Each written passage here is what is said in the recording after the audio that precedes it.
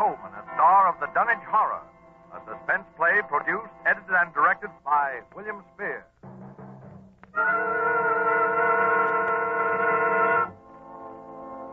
Come in, Dunwich, Massachusetts. Come in, Dunwich. Good evening. This is Henry Armitage. I'm speaking to you... Dr. Rice, please close the window. I'm speaking to you from my laboratory on the slopes of Sentinel Hill near Dunwich, Massachusetts. Present with me is Dr. Warren Rice, my distinguished colleague from Miskatonic University. We are now about 100 yards from the summit of the hill, which is crowned by a huge table-like stone set in the center of a circle of stone pillars, a place of prehistoric worship. A moment ago, you may have heard the dogs of Dunwich Township barking, as we have heard them for 3 days and 3 nights. Dr. Rice and I know the horror which their barking portends, but the purpose of this broadcast is to make this unbelievable horror believable to you. I hope for your sakes and ours we are successful tonight. It is the eve of All Hallows. Tomorrow will be too late.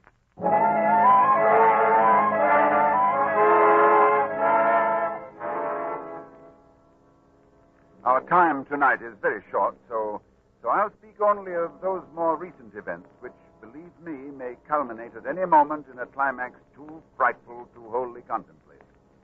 I will begin with the birth of Wilbur Whately.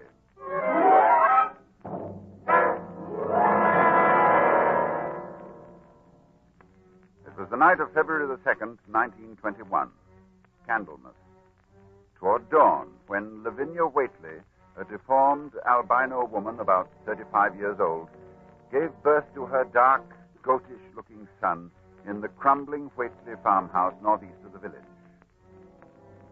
No one attended her.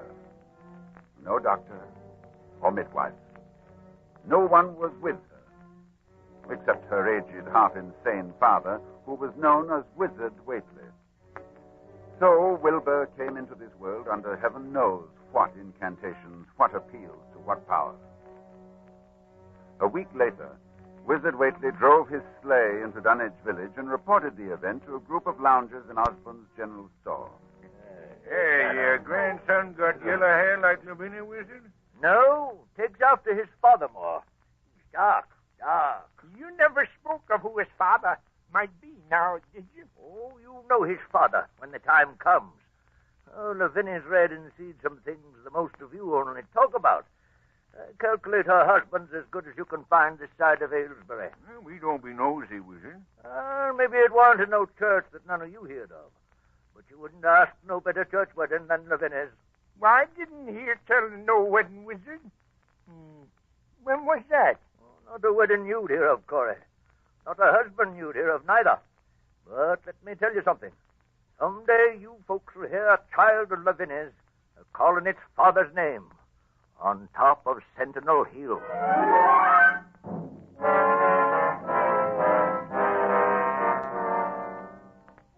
Prophecy? Or idle boasting by an insane old man? No, I know I ask a great deal when I ask you to believe that the arrival of an infant into that house of dire poverty and squalor could possibly constitute a horror and a threat to all our known world. Yet it has an earthly history. Perhaps through this history you will be able to give it credence. Wilbur Whately's growth was uncanny. But even if he had been an average child, he would have become, in time, an unnatural being, for he was surrounded from the first by the most malign influences.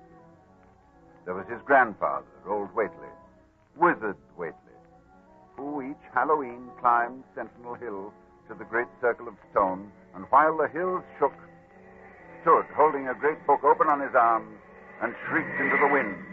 Shrieked. No! Jump off! No! Jump off! No! Jump off! Yog Sothoth, that dreadful name, first mentioned in the hideous forbidden book, the Necronomicon. And this Wizard Whately was Wilbur's teacher.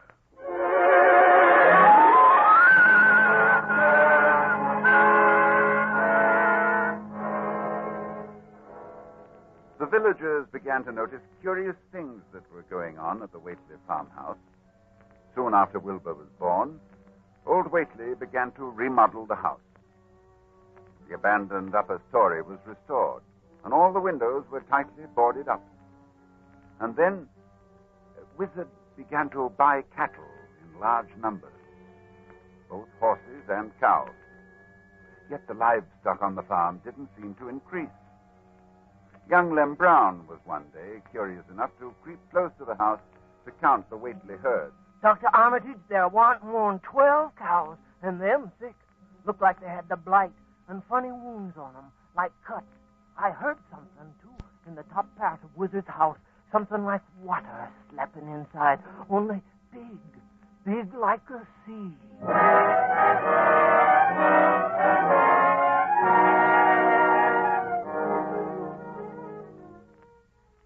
One other person went to the Whately farm in the years before I met Wilbur, Dr. Ken Houghton of Aylesbury, who was called by Wilbur himself, who said that his grandfather was dying. Dr. Houghton found the old man in a bedroom on the ground floor, and Wilbur with him. While outside the window, a legion of whippoorwills cried loudly and rhythmically, endlessly. Wilbur spoke about the sound. Listen, they whistle in time with his breathing now. They're ready. Listen, Doctor.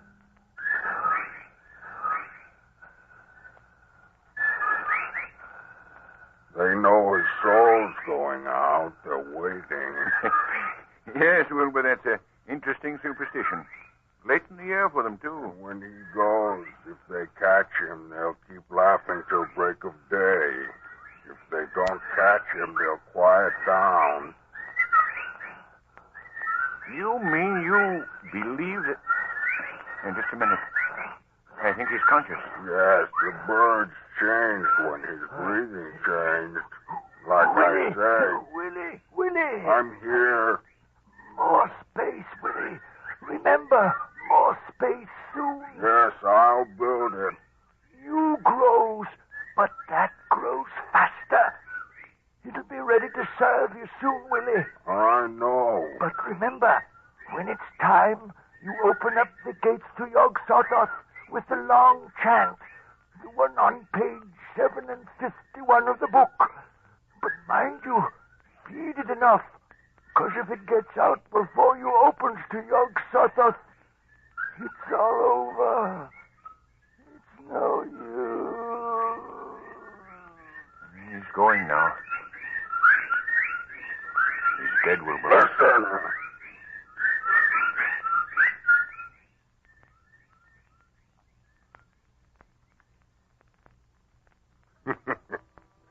The birds, they didn't get him. Yes, he's free. He's gone.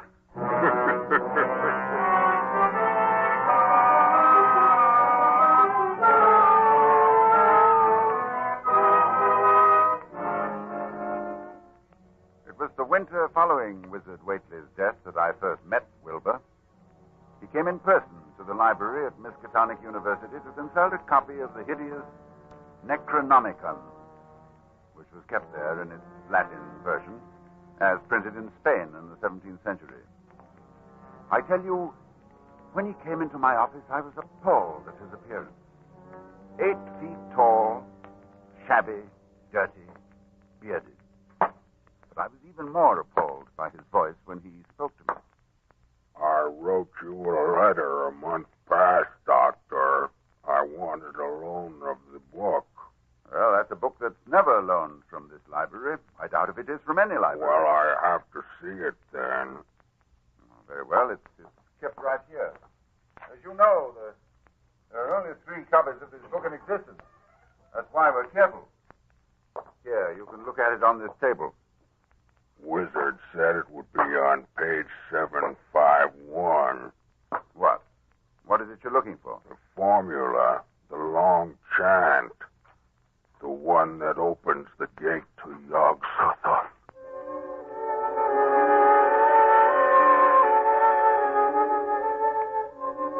I felt a wave of fright as tangible as a draft from the tomb.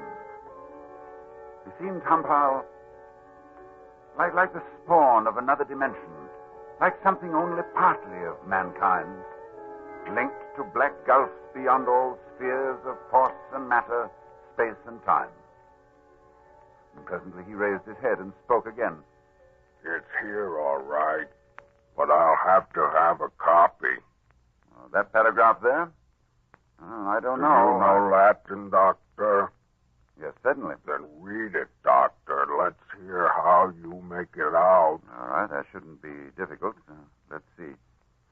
Nor is it to be thought that man is the oldest or the last of Earth's masters. The old ones were, and the old ones shall be. Not in the spaces that we know, but between them. But only Yog-Sothoth knows the gate. Yog-Sothoth is the gate to where the old ones broke through of old. Their hands are at your throats, yet ye see them not.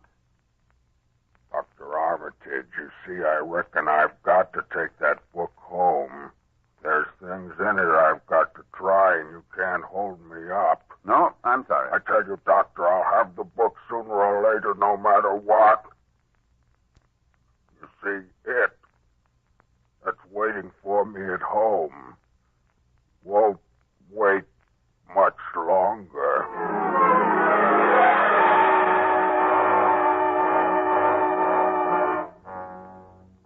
It was a week later that I was awakened suddenly by the fierce yelping of the great watchdog on the campus, followed by a sound from a wholly different throat, a scream.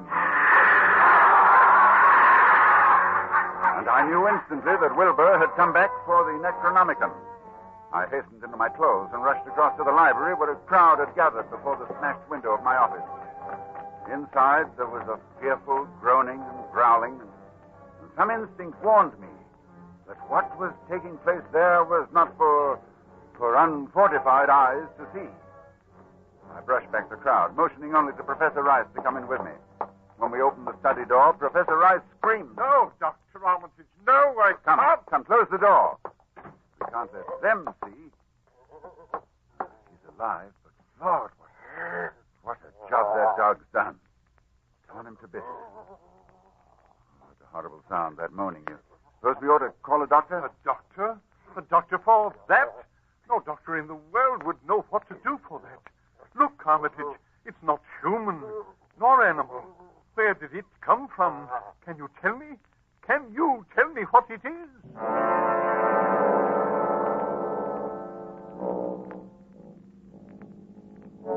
No, I couldn't tell what Wilbur Whately was. A thing that lay half bent on its side in a pool of greenish-yellow stickiness was 9 feet tall. And the dog had torn off all the clothing and some of the skin. It was partly human, beyond a doubt, with very man-like hands and head, but the torso and lower parts of the body were fabulous. Its chest had the leathery hide of a crocodile or alligator. But below the waistline, the skin was covered with coarse black fur. And from the abdomen, long greenish-gray tentacles. The limbs terminated in ridgy-veined pads that were neither hooves nor claws. And as Dr. Rice and I stood staring at this presence, the whippoorwills began to cry in unison outside the study window. And then the thing on the floor roused and mumbled. God. God. God. God, shut up. God, shut up. Armitage, in heaven's name. Listen. The whippoorwills. Listen. Yes, he's dead now. What's happening? He's disintegrating. Of course. Fast, too. Fading away. Because he isn't made of matter as we know it on Earth. I guess he took after his father. So there'll be nothing left. His father?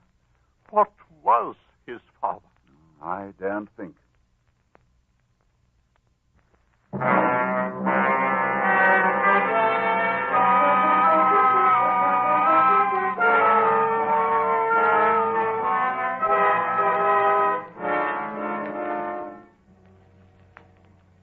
I thought then that what came into our world with Wilbur Whately left with him.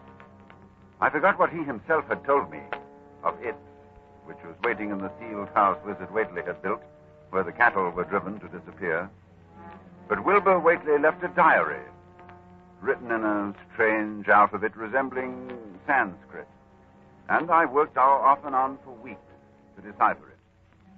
And finally, I read the following passage written by Wilbur when he was no more than 8 years old. That upstairs is more ahead of me than I had thought it would be, and is not like to have much earth brain.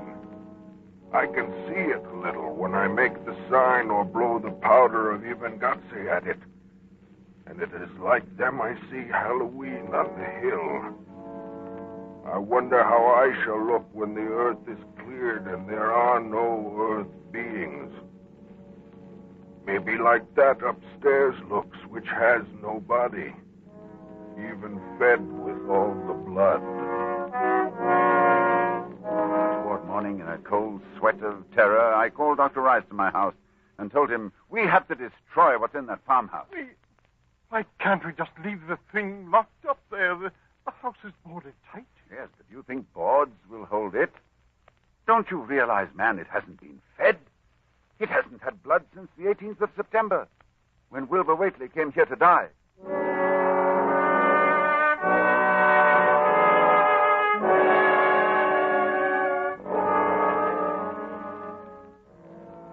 We left for Dunwich that night, and we've been here on Sentinel Hill ever since, working desperately to discover the formula in time. But a week ago tonight, shortly after dawn... Yeah, hello? Dr. Armitage, this is Lem Brown. I was just up beyond the glen, Doctor, looking for cows I lost last night. Yes, Lem? Well, Doctor, something's been there. Smells like thunder, and there's prints in the road. Great round prints, big as barrel heads, like a elephant has been along. Anything else, Lem? That's all I see. Except bushes and trees pushed back from the road, like a house was drug along. Oh. Did you hear anything? Yes. Long toward morning, I heard a sound over toward Whately's place, a kind of ripping or tearing of wood, like a big box was being opened up. Chansey, you heard it too. Lem, who lives nearest the Whately farm? Why, that'd be Elmer Fry's place. Oh, he's on this line too, isn't he? Hang on and I'll ring him.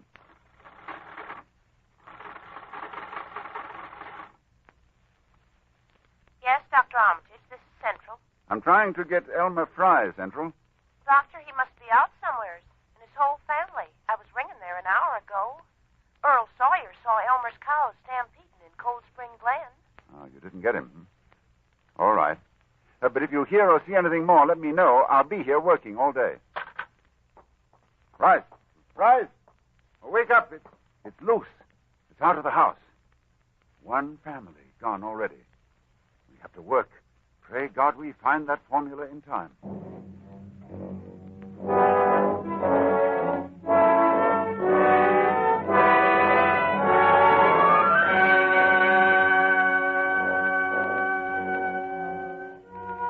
A week since it broke loose.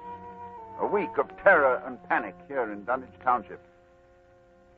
Each night it moves about the countryside, leaving the trees crushed in its 30-foot swathes, as though by a moving mountain, leaving its monstrous tracks and a trail of tarry stickiness, leaving crushed and gutted farmhouses and whole herds of cattle drained of blood. Well, ladies and gentlemen, that is the story to this moment. And tonight, is Halloween. Tonight we are here to... Just one moment, please. Dr. Rice, did you hear something? With the window closed, no. Well, we'll throw it open. I thought so. Listen. The sound from 1,000 bending trees. Sound like the sea moving across a forest. Yes. Yes, it's coming here, of course. All Hallows, it comes to Sentinel Hill. Dr. Rice, I'll try the formula and the powder from the altar stone. I want you to stay here at the microphone and report what you see. Very well, Dr. Armitage. Oh, wait a minute before I go. To any scientists who may be listening to me, if I fail, there is a possible alternative formula in Falconer's mystical formulae of the Middle Ages on page 24. Listen. Well, there are the whippoorwills. I better get out there. Take over, Dr. Rice. Yes. I'll do as well as I can, Armitage.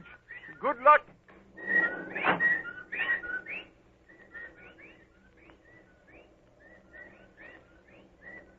Ladies and gentlemen, Dr. Armitage is climbing to the top of the hill, to the altar stone. I can see him plainly, for the moon is high and the night clear. Down the hill, toward the dark village, I can see the grasses and shrubbery bending down, marking the monster's ascent. It moves quite fast, and I feel the proximity to phases of being utterly forbidden. Now, Dr. Armitage stands now on the altar stone and is holding the powder which, if the books are correct, will make this thing for an instant visible. It is quite close to him now, perhaps 20 yards or less. He lifts his hands. He flings the powder in a wide arc. I can see... Oh, no! No!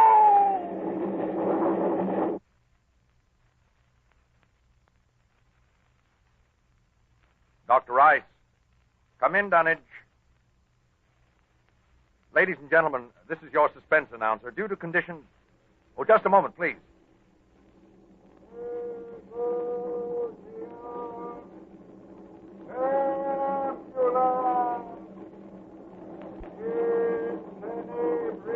One moment, please. Dr. Rice, can you hear me? Yes, I can hear you. Yes, for a moment I was overcome when I saw... Ladies and gentlemen, perhaps you can hear now the incantation of Dr. Armitage. Listen.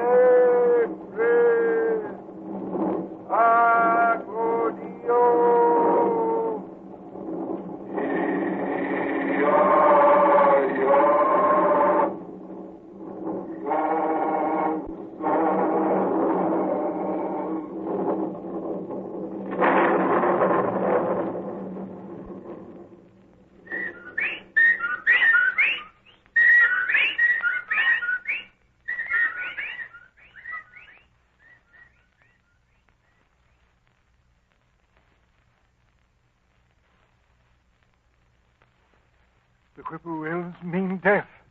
And Dr. Armitage is walking back here now. So we know that whatever it was, it is gone. It is dead. We can be thankful indeed. You see, I saw Dr. Armitage. Yes. Did you see it, Dr. Rice? I saw it, Lord, yes. What did it look like to you? It looked Here.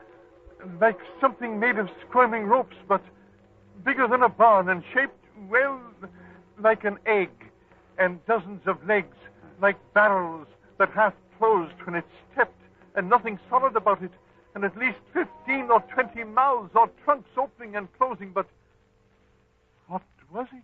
Oh, a kind of force. A kind of force that doesn't belong in our part of space. Did you notice the half face on top? Half face. Like a human face. Yes, very large, but yes, quite human. And quite like Wilbur's, like all the Waitlers. Then it was... That's right. It was Wilbur's twin brother. And you saw what 3 weeks' growth had done. And it was the child of Lavinia's who called its father's name on Sentinel Hill, as Wizard Waitley prophesied. You heard it calling, Yog Sotho. Ladies and gentlemen, this night is over. It is All Saints' Day. May heaven bless us all.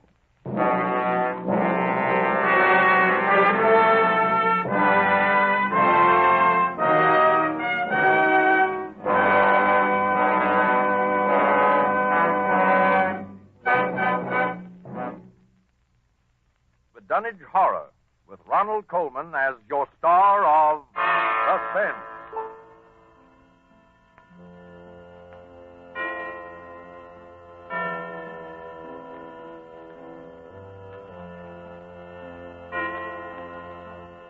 This is the Armed Forces Radio Service.